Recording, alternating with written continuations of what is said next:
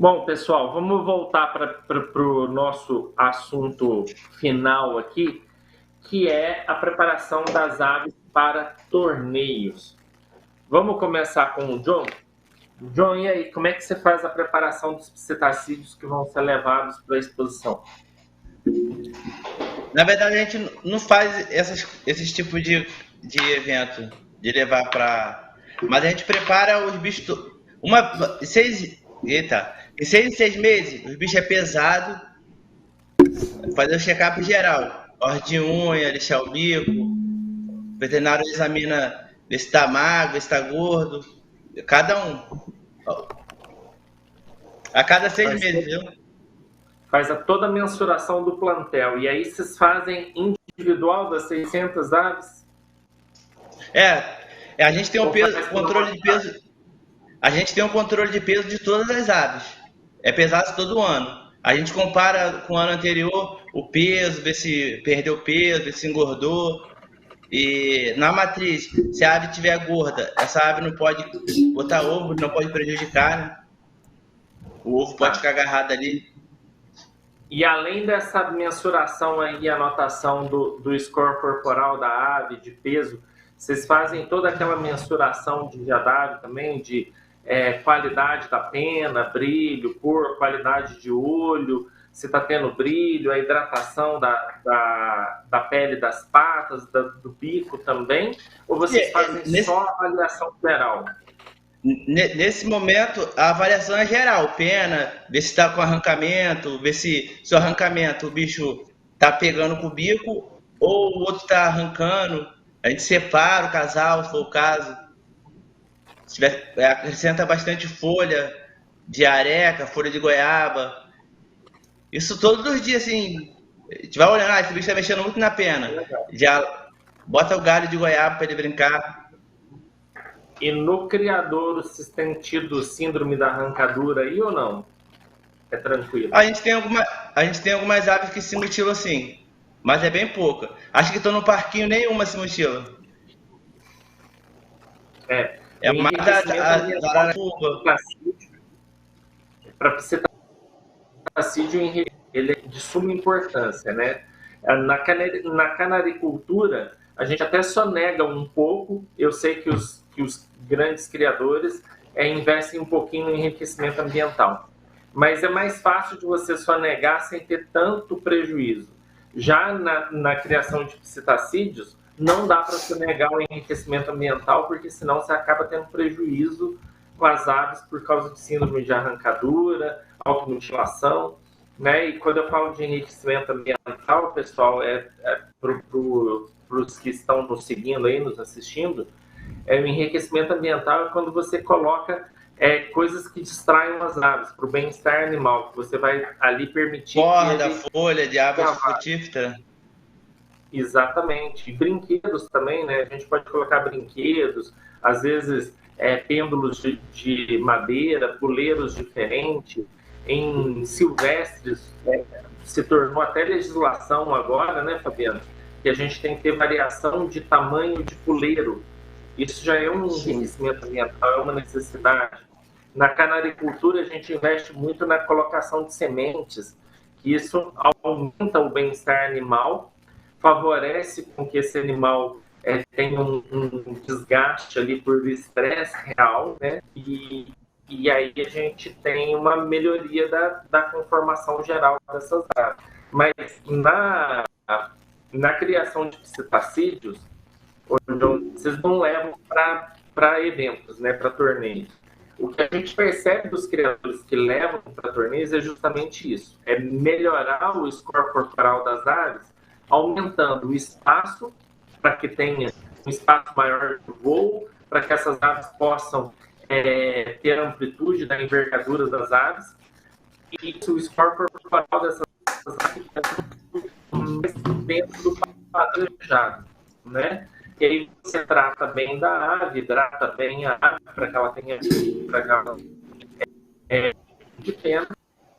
E aí, aves, depois de uma varredura feita pelos veterinários, ela pode ser encaminhada para a exposição e você tem uma melhoria da condição física das aves, né? E isso é muito parecido com o que é feito com os canários, não é isso, Valdeci? Isso mesmo, A gente né? Também. Beleza. Posso falar já? pode, passei a bola. Então, eu não participo de competição ainda, né? Já quero aqui deixar meu agradecimento à FOB, ao presidente da FOB, o Mário Simões. Ele que desenvolveu, né, essa vertente de você adotar um criador, né, incentivar a pessoa a criar um canal diferente. Também agradecer ao Miro, ao Claudemir, um dos maiores criadores de canários de Yorkshire aqui do Paraná, que é um grande amigo meu, gente boa, né? E quando a gente fala de pássaro para competição, mesmo eu não criando, né, para competição, não participando ainda, né? Mas eu tenho muitos seguidores que participam, né? Muitos iniciantes. Eu acho que é válido, né? São momentos muito importantes, né? É uma emoção muito grande. Eu pude ver isso lá em Itatiba, né? Nas pessoas que participam de exposição, ver seu pássaro ser premiado. E o interessante para quem está iniciando, né? Vamos supor, você está que nem eu, você não participa do campeonato, mas você quer iniciar. Então é importante você ter acesso a pessoas que criam determinada raça, que nem você, né? Vamos supor. Eu que nem o seu Francisco, lá de Guarulhos, ele cria o frisado do norte, frisado do sul. É sempre visitar criadores, né, que criam aquela raça para você treinar as suas vistas. Porque para você participar do campeonato, você tem que ser juiz primeiro das suas próprias aves. Ou seja, vamos supor, você vai tirar os filhotes agora. Nós estávamos falando da reprodução, os filhotes vão para a voadeira. Esse é um momento muito importante, né? Se você não tem ainda, porque isso aí a gente aprende com o tempo, né? Se você não tem ainda esse conhecimento, mesmo que você está criando uma determinada raça, você não tem esse conhecimento, é você procurar um amigo, alguém que já cria há muito tempo, para separar as melhores aves. Isso eu acho que é uma separação, uma preparação, né? É muito interessante você ter amizade com quem já cria raça, tanto para te dar dicas, quanto para te orientar em determinada característica aí, né, da raça, né? Então é muito interessante. Então eu não participo ainda, mas quem sabe em breve aí, né? Quem sabe, né? Não vou falar em breve, mas eu estou iniciando na raça de porte. Esse ano está sendo um ano de aprendizagem para mim, é tudo novo. Enfrentei dificuldade com a raça Yorkshire, mas claro, tá só com 2 casal também, então. Mas assim, a pessoa que cria para competição, ele tem essa preocupação, né? Porque quando você tira filhotes, você vai sempre separar os melhores para você, é claro, e ter essa orientação, né? Se você não entende, procurar algum amigo seu que já cria muito tempo aí para te ajudar nessa aí, né? Beleza? Ô, Valdeci, você tocou num ponto bem importante, né? Um bom criador para a exposição, antes dele preparar as próprias aves, ele tem que saber julgar as próprias aves, ele tem que saber que tipo de ave que ele vai levar e se ele está em condições de competir ou não, não é verdade? Isso. E aí, Carlos Alexandre, você tem levado as aves para competição? Aqui o seguinte, na criação de canários, doutor, o que a gente faz é o seguinte, é um concurso de beleza. Né? Então, no meu caso, que é crio canário de cor, é um concurso de beleza. Então, eu preciso me preocupar muito com isso. E a gente começa a ganhar o campeonato na hora de fazer a separação das aves que vão reproduzir, os acasalamentos que estão feitos, né, os casais que são montados, as bigamias, as poligamias que são feitas. Então a gente começa a ganhar um campeonato ali. Eu tenho um cuidado muito grande, eu sempre gosto a educação financeira, ela me ajuda muito nisso, porque eu penso a criação como uma empresa, penso a criação como um negócio, então eu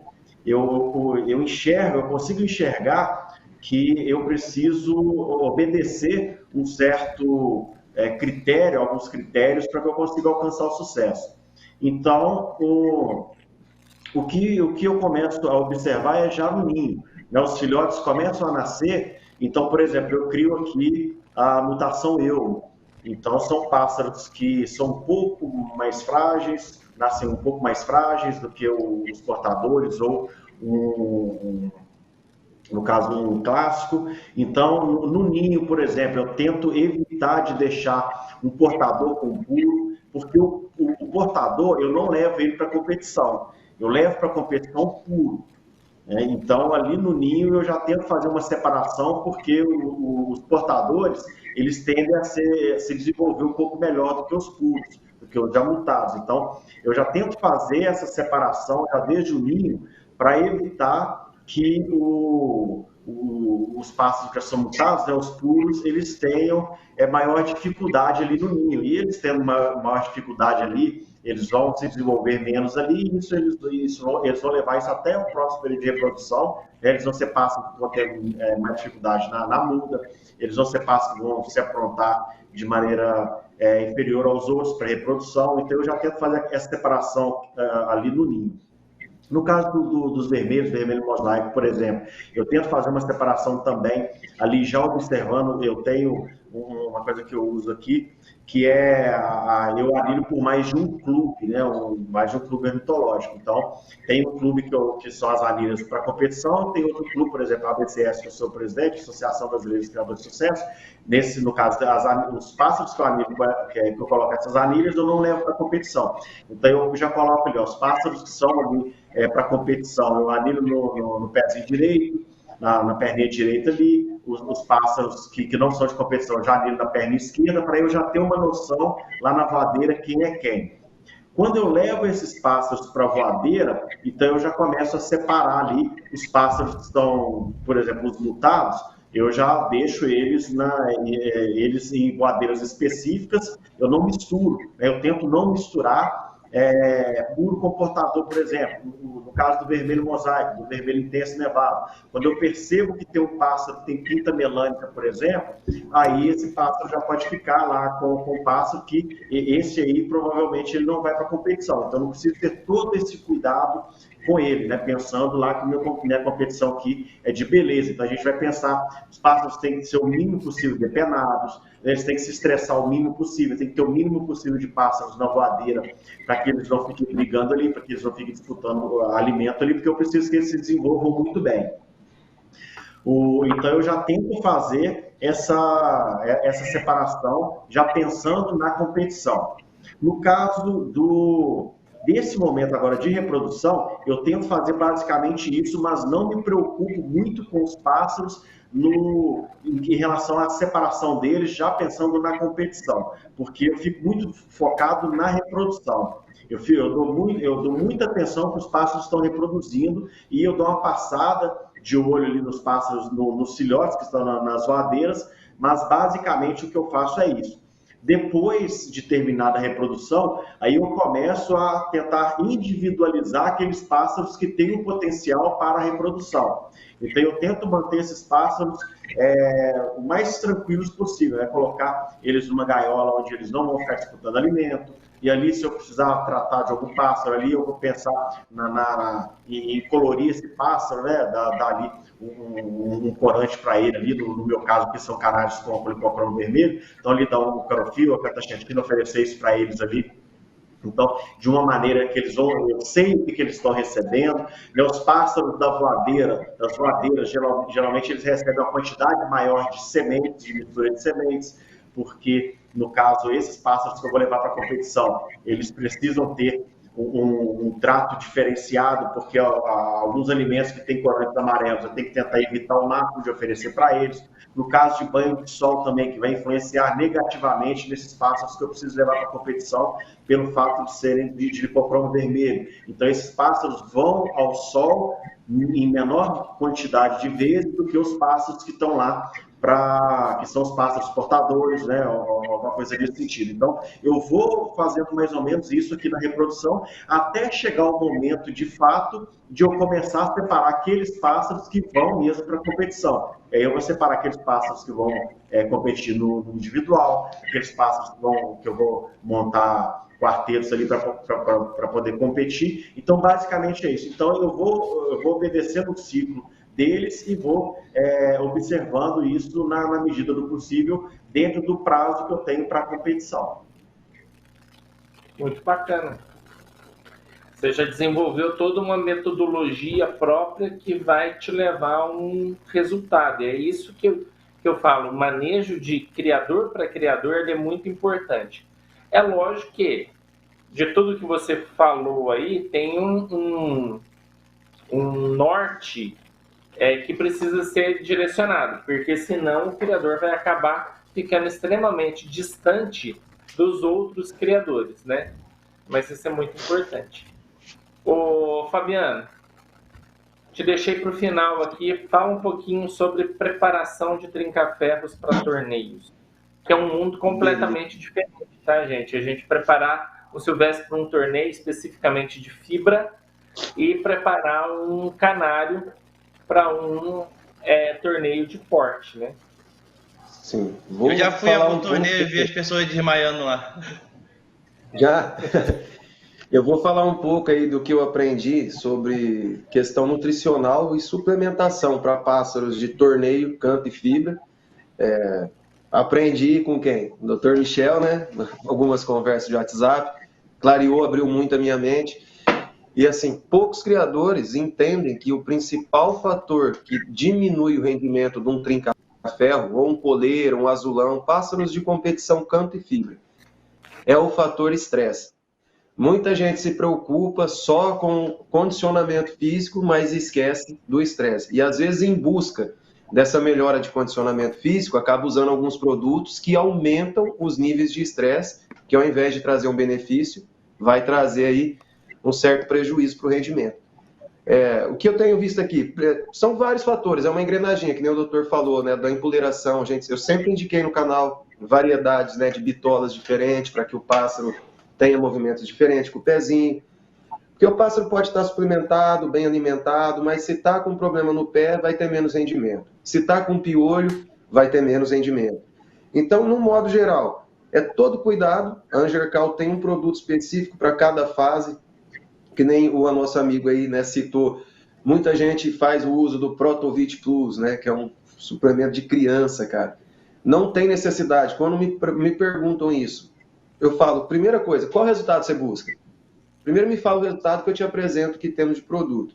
Na competição canto e fibra, o que eu costumo fazer e oriento o pessoal? Todo pré-manejo, né, acabou a temporada, já começa o trabalho. Então, um pássaro que recebeu ali no período de muda, um Nalit muda, um Vitamina H, um Vitamuda, vai fazer uma muda tranquila, vai estar bem preparado. Chegada a temporada, falando da questão nutricional, eu gosto de fazer até mesmo nos machos um Nalit reprodução, que eu acredito que ele corrija deficiências, né, que possa atividade, e um pássaro infértil vai ter um baixo rendimento de canto. Depois do Nalit reprodução, Fertivit. E o que agora abriu as portas aí para o rendimento, a gente vendeu muito, foi o Tonific Power e o Hydraforte Power. O Tonific ele é excelente para diminuir os níveis de estresse, dar a energia que o pássaro precisa, rendimento para a roda. E eu gosto de associar para os dias da puxada o Hydraforte, até mesmo para o trinca-ferro, por conta dessa questão de lubrificar o músculo da seringe, né, que é o músculo que mais força ali, que é o que faz o pássaro cantar, então está em constante movimento. E ele estando lubrificado, vai ter um menor desgaste. E esse ano eu bati de frente com os adeptos do Dexotronic Aminofor, excelente suplemento, mas para outra espécie de pássaro, né, não tem nada a ver com trinca-ferro, para essa competição. E até teve um criador que falou, eu uso o Dex Aminofor faz anos, eu vou pular na sua bala, eu vou levar o Tonifico e o Hydraforte, você me garante? Eu falei, garanto. Se você fizer o uso, chegar na metade do frasco e você não estiver vendo a diferença, eu vou devolver o seu dinheiro. E aí a alegria nossa foi quando ele mandou, isso aí, ó, aqui atrás está cheio, ó. Mandou o troféu dos 2 pássaros dele que seguiu as dicas nossas aí para a competição e usando os produtos da Angercal, ele mandou 2 troféus. Então tem gente que fala, pô Fabiano, você faz vídeo de 30, mas você não tem troféu. Cara, eu tenho muito troféu, porque eu sou um cara que eu me alegro em ver um amigo tirando um troféu porque a gente ajudou ele, entendeu? Então isso para mim é prazeroso. Eu mesmo não gosto do ambiente de torneio, eu amo o ambiente de baderna, roda de amigo, onde quando um pássaro está cantando mais, o outro brinca, né? O ambiente de torneio já tem pessoas que levam mais a sério. Então, Eu não gosto Demais. muito. Gosto com um grupo de amigos, né? Para poder evitar essa gente tirar resenha entre nós. Mas seja para torneio, para baderna, a preparação é essa. Passado aí, chegado o mês de agosto, eu faço um NARIT de reprodução. Logo em seguida eu entro com Fertivit, né? Porque me serve tanto para reprodução quanto para competição. E quando vai iniciar as puxadas, eu gosto de fazer o tonifique. Né? Faço 5 dias seguidos e depois eu levo 3 vezes por semana. Na semana que eu vou puxar, aí eu intercalo ele com o Hidraforte. Foi essa dica que a gente passou. E graças a Deus todo mundo está tendo um excelente resultado. Para quem não ganhou nenhum produto Angercal no sorteio, não precisa ficar triste não. Depois visita o nosso site lá, amantesdetrinca.com.br. E o que você precisar da Angercal, a gente tem com um precinho bacana aí. E é resultado garantido. A gente só tem que dar resultado no site. Tanto que os produtos de suplemento é só Angercal. Não pensamos abrir porta para outros, porque é um produto que eu sei que eu posso vender, disponibilizar tranquilo para os criadores, que eu vou deitar no travesseiro, estou sossegado. Não é produto, é resultado, né, doutor? Então, é isso que a gente busca. E para trinca é isso. Aí tem todo um apetrecho, né? Rapaziada, tem que seguir o canal Amantes de Trinca, porque aí tem condicionamento, aí a gente vai indicar o voador, posição de puleiro, todo esse macetinho aí, o passeio é muito importante para o trinca-ferro. Parou a fase de troca de penas, mesmo que ainda esteja no período de muda, passeio onde não tem outros trincas, né? Para poder gerar disputa, porque não é para disputar antes da primavera e verão. Mas faça o passeio para o pássaro estar adaptado. Quando ele sair de casa, não é qualquer coisinha que vai tirar a atenção dele e fazer ele parar o canto. A dica é essa, cara. Munheca e produto da Angercal, eu tenho certeza que você tem um excelente resultado.